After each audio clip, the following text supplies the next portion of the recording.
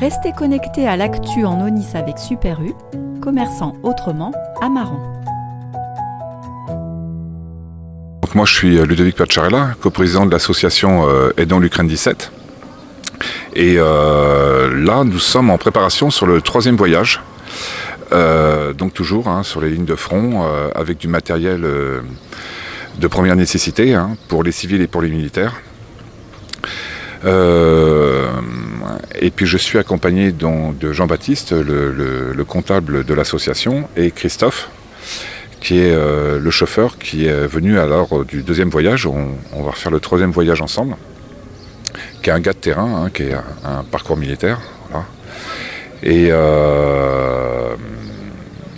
prochain voyage, donc j'ai dit début août, voilà. Petite précision, Ludovic Pacciarella, vous étiez parti, vous avez fait un 1er voyage, mais c'était pas sous le titre associatif, c'était vous personnellement qui vous étiez engagé. Oui. L'association a été créée après. Oui. Dans l'urgence, j'ai frappé à toutes les portes et puis très rapidement j'ai pu récupérer 1,3 tonne de médicaments. On est bien d'accord, à chaque fois vous emmenez du matériel médical de première Oui, urgence. oui.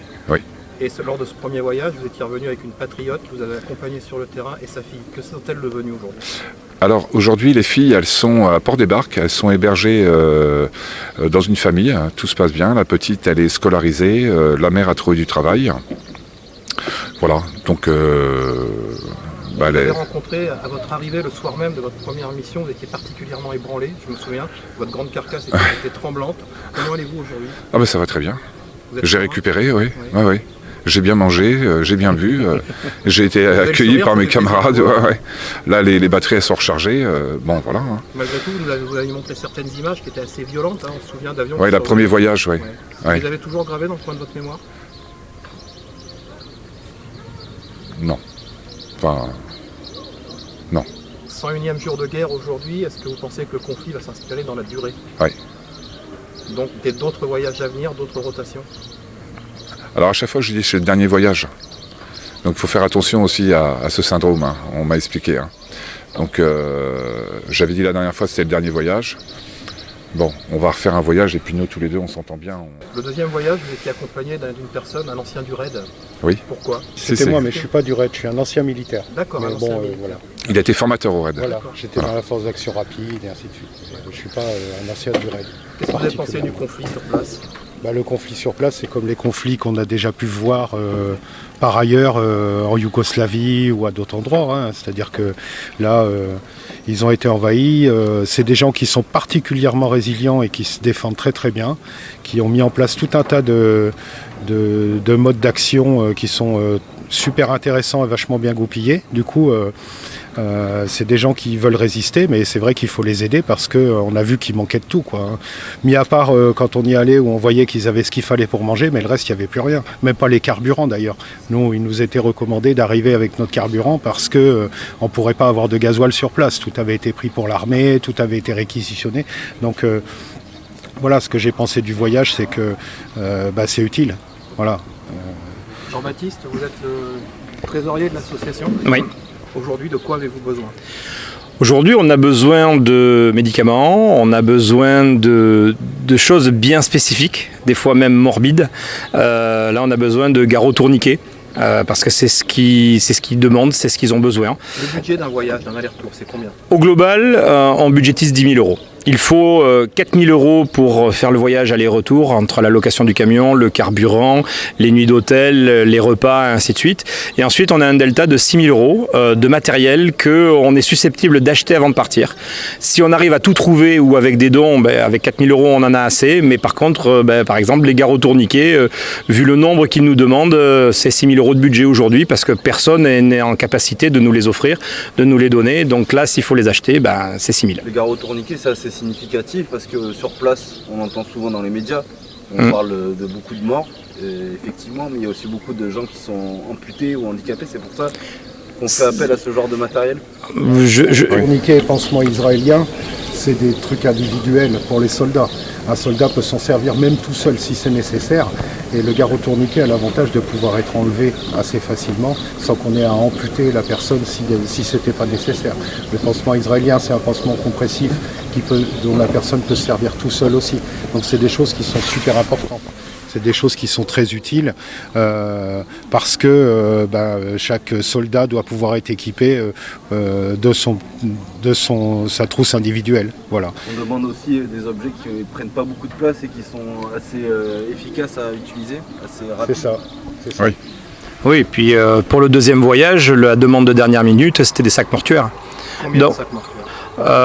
Le plus possible, donc à 6 € le 1, quand vous avez un budget de 6 000, on en met 1 000, mais si on avait eu 12 000 € de budget, on en mettait beaucoup plus.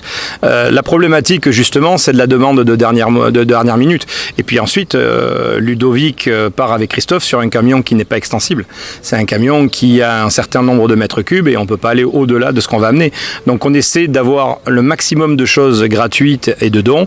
Et ensuite, l'association, elle a sur sa page Facebook et dans l'Ukraine 17, elle a un lien sur lequel n'importe qui peut cliquer avec son numéro de carte bancaire, faire un lien, il va automatiquement obtenir un papier de justificatif et nous, ça nous permet justement d'anticiper ce prochain départ pour normalement fin juillet début août. Quelle destination, Ludovic? Alors la destination, je vais donner un nom de ville, ça sera Kharkiv. Mais la destination elle reste secrète et même l'heure du départ et tout ce qui s'ensuit on reste secret. Alors, parce qu'il faut savoir quand même une chose, c'est qu'aujourd'hui vous avez un confrère journaliste, Frédéric, qui a été ciblé avec un convoi humanitaire et d'après les dernières nouvelles, aujourd'hui il faut savoir qu'il y a 8 satellites russes qui scrutent donc les camionnettes. Et il y a beaucoup de camionnettes qui sont détruites. Votre première démarche a été inédite.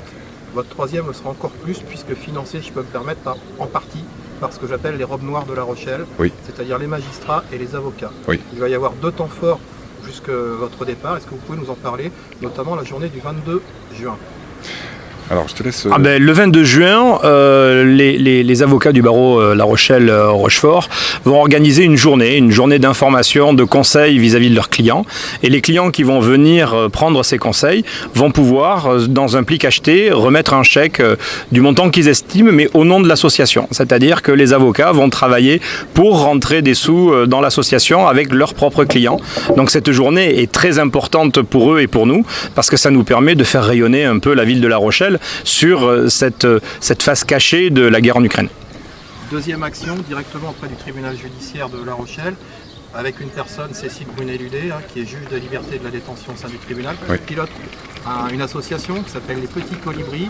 Qu'est-ce qu'elle a mis en place au sein de ce tribunal judiciaire, Ludovic? Alors l'association des Petits Colibris va organiser une collecte de médicaments. Donc c'est de sensibiliser la population pour qu'ils vident leur pharmacie avec les médicaments que vous ne servez plus. Je dis aussi même les périmés, parce qu'en temps de guerre le médicament périmé il a une valeur et une efficacité encore. Donc je prends ces médicaments aussi. Une bonne nouvelle qui est tombée hier soir, qui est tombée via l'Elysée, le Standard, un navire qui est russe, qui est un peu apatride en ce moment, sera présent dès lundi à La Rochelle. Comment vous avez réussi ce tour de force? Alors, vu que vous êtes officier de liaison sur ce bateau, je tiens à le signaler. Oui, alors en fait c'est par les connaissances. Vous êtes un homme de réseau? Oui. Donc j'ai quelques connaissances au gouvernement. On a sollicité un petit peu tout le monde avec donc les camarades, les amis des grands voiliers, avec Patrice Bernier, le maître du port, qui a œuvré de jour comme de nuit à rédiger les lettres et tout ce qui s'ensuit. Je veux remercier Michel Balic, Frédéric Bouffard aussi, donc toujours l'association des amis des grands voiliers. Et puis voilà, ça a abouti hier soir. On y croyait. J'ai toujours été optimiste, voilà, parce que il y avait quand même des billes et le dossier, il était quand même bien amené. Bon, à savoir que déjà, on avait été accueillis à Port-de-Bouc. Ça a été limite, mais bon voilà, il y a eu le premier pas. Et puis là, ensuite, on a fait donc l'Espagne. L'Espagne, ils ont trouvé les failles qu'il y avait, ce qui n'empêchait pas le navire d'arriver en Espagne. Donc là, le plan est hyper rodé. Là. Oui. Vous êtes confiant? Ah oui. Qu'est-ce qui va se passer sur le bateau?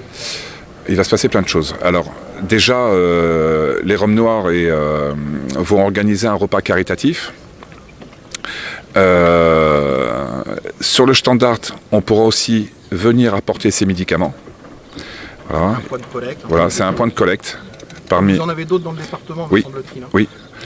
Ben, c'est très simple, si vous avez des médicaments, si vous n'avez pas la capacité de faire un don et que vous avez des médicaments dans votre trousse à pharmacie, ben, vous allez sur la page Facebook et dans l'Ukraine 17, vous le signalez soit par Messenger, soit directement sur la page, comme quoi vous avez des médicaments et on a toujours quelqu'un du bureau de l'association, un membre de l'association qui est près de chez vous, qui va venir les récupérer parce que cette association marche avec beaucoup de réseaux, on n'a pas de local bien défini où on peut se retrouver, c'est une histoire d'hommes et de femmes qui se rencontrent régulièrement et qui mettent les choses en place. Et à ce moment-là, on viendra nous-mêmes récupérer pour collecter nous-mêmes, pour qu'au moment du départ, on puisse charger le camion et qu'il puisse partir à bonne destination.